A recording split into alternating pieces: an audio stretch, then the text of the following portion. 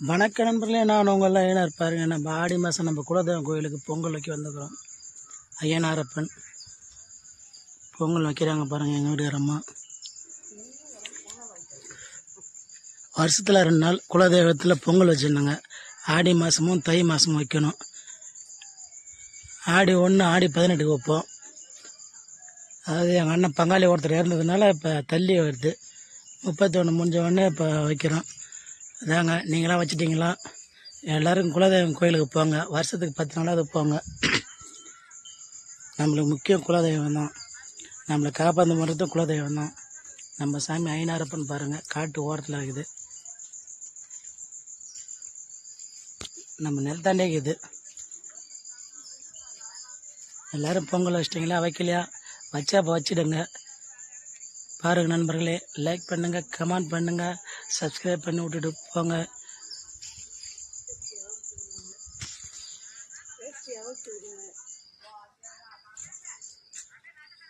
பொங்கல் வந்துருச்சு.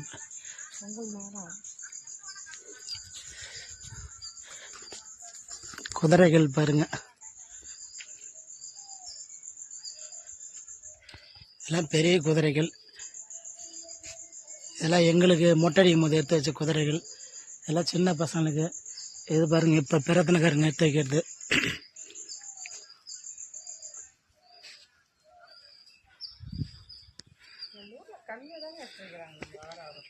உள்ளே போயிட்டு காமிக்கிறேன் பாருங்கள். ஃபுல்லாகவே மரம், கல்லேத்தி மரம், ஆலங்கல்லேத்தி ஃபுல்லாக பாருங்கள். அருவகள் மணி அடிக்கிறாங்க.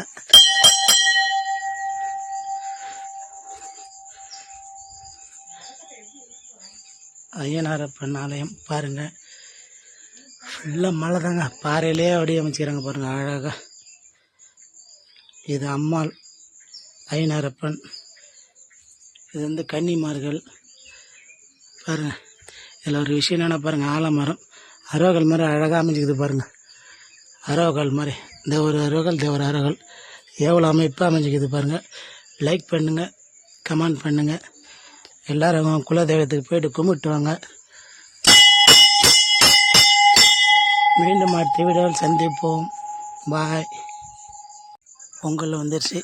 பொங்கலோ பொங்கல், பொங்கலோ பொங்கல்.